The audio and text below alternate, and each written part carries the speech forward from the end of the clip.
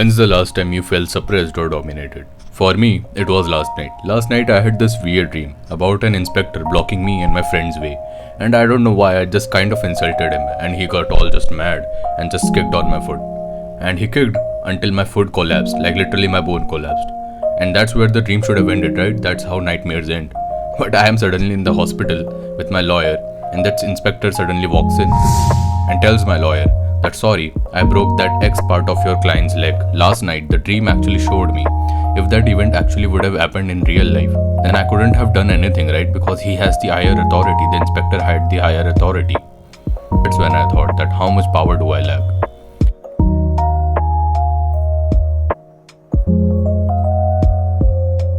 So after having that dream, I was literally brainstorming ideas in which I could get power.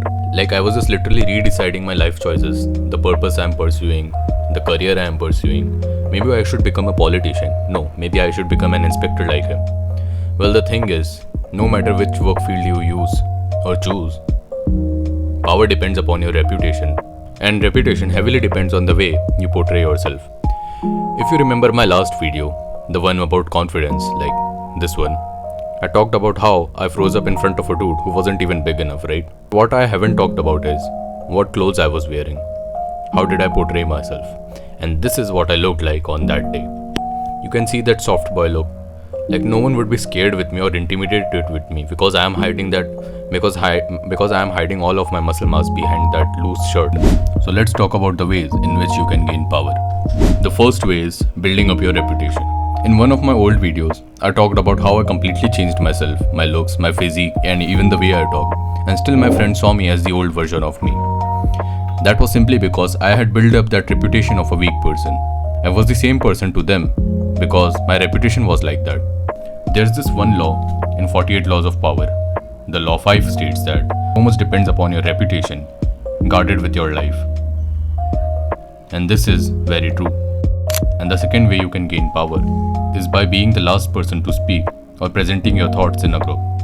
Imagine a stage performance and there are like 7 teams to perform and they are equally good, like they have equally good talents. The one who performs the last will be remembered the most because they have equally good talents, right? And the audience is able to recall the last performance more because it's just how the brain works. The thing you see the most recently is remembered most by our brains, right? This logic applies in the real life too. Like if you're talking in a group, be the last person to speak. There are 2 things that you can avoid by this. The first thing you will avoid is your listeners being brainwashed by the ideas of the people talking after you, right? Like for example, if you're the one who is talking the first, you have presented your thoughts and the person who is going to talk after you is simply going to brainwash them. They are simply stupid listeners. Like most general audiences like that, they get brainwashed so easily.